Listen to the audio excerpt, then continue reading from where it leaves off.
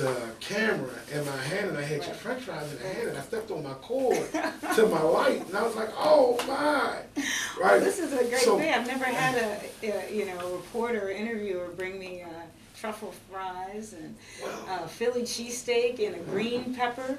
Stuffed Philly cheesesteak.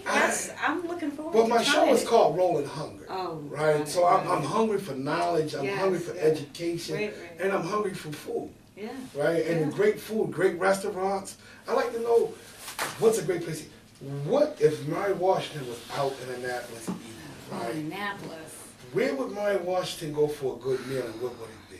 Wow, I don't really go out a lot in Annapolis. Okay, well if you were at home. Because Terra Cafe. Terra Cafe is first. Okay. And then give it to Terra. Yeah, I love Terra.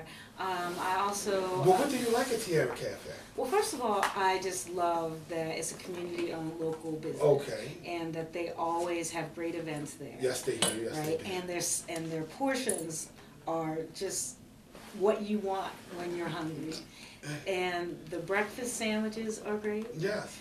The cheese steak is great. Hey, everything is really good, and they're always nice. Have you tried their potato salad with the sweet potatoes? No, I haven't. Oh, you got to tell the twins to make you some. Okay, all right. I'm See, and that's what I love about Tierra's Cafe. Right. It's not only in the neighborhood, but they hire the neighborhood. Right. So I see the twins ride past me every day while I'm at my store. Hey, Hank, what you got there, Hank, man? You got any of them chili dogs ready? Yeah, I got some chili dogs. Well, you need to try this recipe right here. I'm gonna try that. I like the fish sandwich. Like the fish is on the bread. Yes. And you put the hot sauce on it. Oh man. And it's just that's what you need. And that is so absolutely perfect. So we have a lot of great businesses up and down there. Yes, we do. Have you tried Taste This yet? Which? Across the street. I tried, but when I'm gone, it wasn't open. But I'm really looking forward to it, so I should try it. Oh man, they got. Now see, I like macaroni and cheese, I do, right. But I don't like all of the macaroni and cheese. Right. What I like is the corners and the burnt ends. Yes, and the burnt top. Yeah, and the burnt top. Just a little crunch. Just enough. Just a little crunchy. Like most of the noodle is nice and chewy. Right. But that one piece is you got a little crunch on it. Oh, but they do some nice mac and cheese. Sweet potatoes are nice also. Okay. Right. Now does the mac and cheese have hunks of cheese and eggs like your grandmother? Yes. You can see the egg, you can see the cheese. You can. I tend to love this cheese. I tend to love this mac and cheese, right? All right, I'll try. And I'm really into it. And I get it with the turkey wings, and the turkey wings are done over a yellow rice. Oh wow. Yes, they do it over a nice rice pilaf. Wow. So it is. I mean, like, whoa. Well, that's next. But if you want to know my absolute favorite in Baltimore, it would be a spot called Halal's, right? It's on Park Heights in Quantico. Okay. Right now, I'm 50 years old, right? So this restaurant is every bit of 47 or 46 years old, right? Owned by the same family, right? And when I go in there, I get the fish egg omelet. Something wrong? When I go in, I get the fish egg omelet, right? What they do is they drop the fish into a batter, and then they drop it into the deep fryer, and they deep fry it. Then they pull it out, they chop it up with green peppers and onions.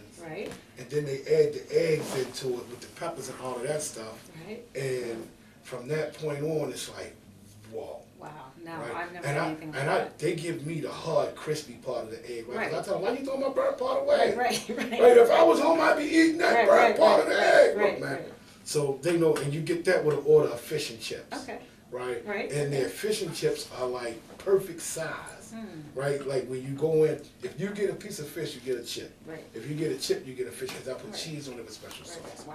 So that's what I have. That's what I get. Right? But let's talk. Right? So I have a few questions to ask you. Okay. Who is Delegate Mary Washington? Oh. Who is Delegate Mary Washington? Yes, ma'am. I represent the 43rd District. Okay. And I am a person that, Delegate Mary Washington represents the people from the 43rd District in Annapolis. Yes, ma'am. Delegate Mary Washington goes to community meetings. Delegate Mary Washington drives when I'm driving around. If I notice a light is out, I call the city council person, and together we work together. Yes. Delegate Mary Washington looks for opportunities to find things for young people to do. Delegate Mary Washington, when someone is misrepresenting Baltimore City, or if there's something we need, I come to our defense. Yes, I've seen that. But sometimes when we're wrong and we can do better, I'm not afraid to call it out, because that's the important It's fair thing. and balanced. I try to be fair and balanced. It builds a great repertoire. Yeah. Anyway. So somebody wants to talk to you. Okay, well, that's not going to happen today. Is that still running? So also, I'm a neighbor. So Delegate Mary Washington is also a neighbor. Yes, she is. I live in Edna Gardens neighborhood. And, Edna Gardens? Yeah. Okay. Lakeside, Edna Gardens Lakeside. Yes, ma'am. I teach. I'm also a professor. I teach at Maryland Institute College of Art. You didn't know that. You pulled something out of the I sleeve. see. That's you have to keep it fresh. See, that's what I wanted to know. Yeah. Now, the next question is, all right. How did Delegate Mary Washington become about? The people of the 43rd District elected me in 2010. Yes. And I was, at the time, I'd been a community association president. I'd always tried to volunteer to get people involved in elections and things, but I wanted to be able to be in a position to actually draft legislation, to debate it on the floor, to bring people's voices that aren't typically brought to Annapolis. Yeah. I wanted to take all of the things out of the backroom deals, and the only way that I can get something done is through somebody else. Yeah. I know that as you have, the more power you have is to give it away, is to give it to the people. To whom much is given, much is owed. Right. So I felt like I could be a person that our community could trust, because I was connected. And so when I ran, I was elected. I ran for the first time. I wasn't successful, but then the second time I ran. And perseverance. I love that. And so for the last 8 years, I've been our state delegate. Hey, and I've enjoyed your work in my district. Okay, question number 3, right? Yeah. I'd like to talk about food deserts. Oh, right. And urban farming. Right. What is your idea on food deserts and the lack of certain markets in the area due to the 4-mile radius ban? You know what's interesting? I've been interested in this issue since I was about 10 years old. My father was going back to school to get his associate's degree. Mm-hmm. And I remember a paper that he wrote while he was in school. It was a sociology class. Yes, ma'am. And his paper was called Why Do the Poor Pay More? So this is back in like 1972.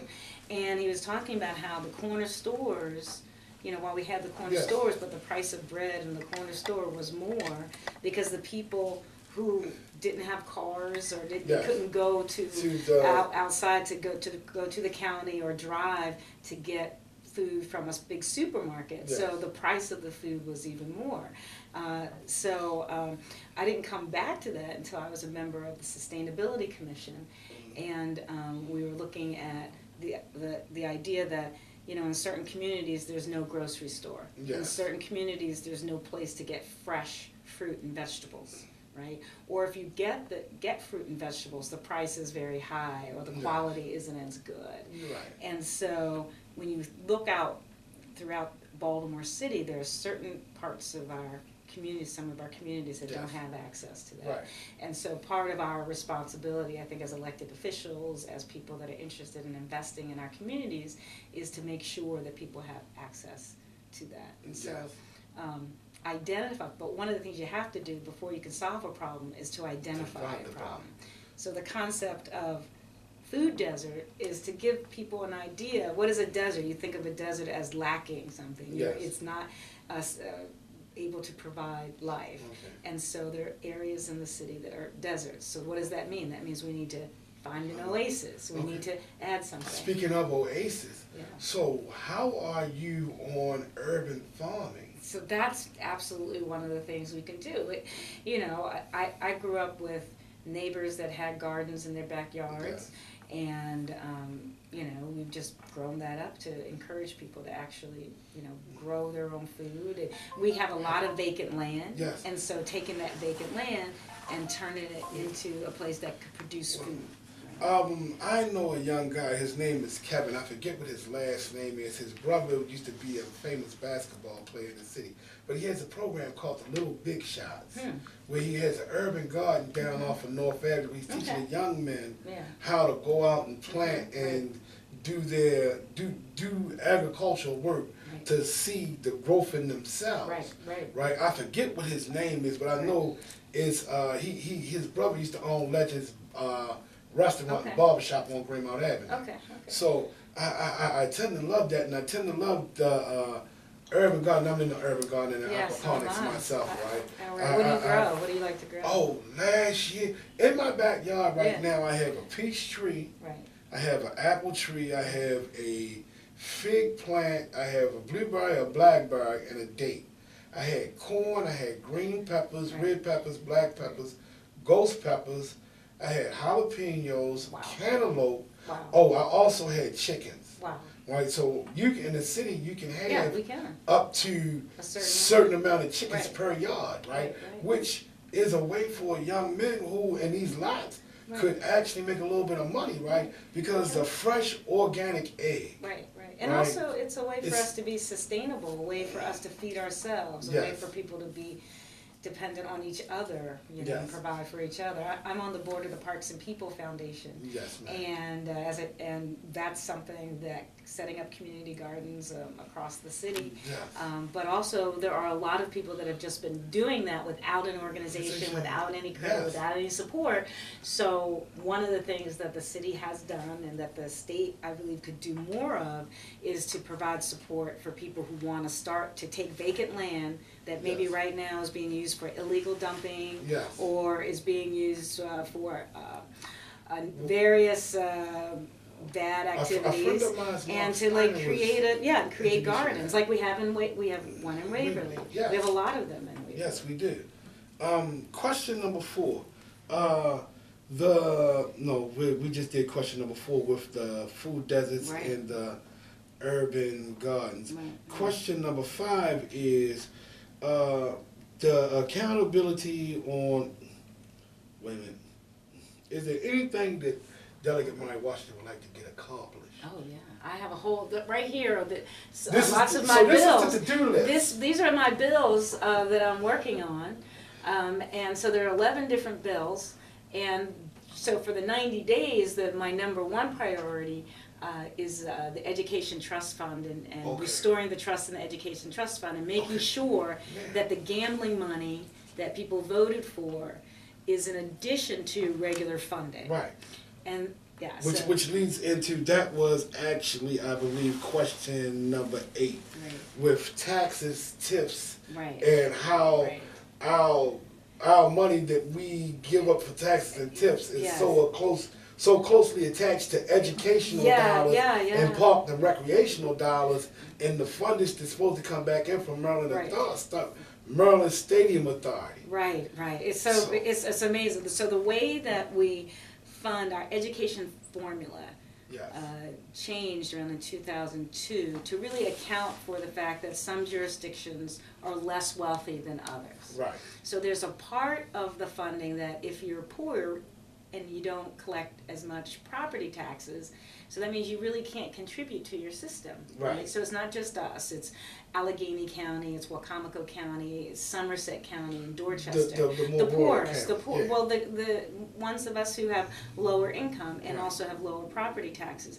So if your property taxes are lower, it's assumed you can't give into your system. So the state accounts for that, and that's right. That's important. Those that can should support and be a part, because we're one Maryland. So what happens is the way you calculate that is the value of the property taxes. So what these TIFs do is that they inflate the value of the property taxes. So while a development hasn't actually happened, you tax it, or you say that its value is worth more than what it really is, and so then that increases the wealth factor. Additionally, believe it or not, Baltimore is becoming a little more wealthy. We still have some of the lowest median, but there are people making a little bit more. So the way it's set up is that it's not, say for example, if I was making $200 a year and somebody else was making $500 a year. Yes, ma'am. We're under the formula, the original formula, I'd be given a little more, right? So every year it shows that I'm making less than this person over here. Yeah. Well, maybe there's a situation where maybe I get a little part-time job and I start making $350 a year, right? Yes, or maybe $300 a year. So, but then relative to this other person, maybe they got their hours cut a little bit, so now they're making $400 a year. Yeah. So they're still making more than me, but their income dropped. So they're gonna get a little more because their income dropped, and I get less because my income rose a little bit. So that's why we have to change the formula. But those TIFs, we're not actually getting the money. It's sort of the promise of the value, and so that's why. So it messes the formula and it makes us appear wealthier than we are, and so that little factor means that we get less. We get less. So, Baltimore City gets less than some other jurisdictions. And how does that affect the bay and the waterways? Oh boy, how does that affect the bay and the waterways? Well, overall, I'd have to think about that. Can you ask me Well, I again? can Make ask the you again.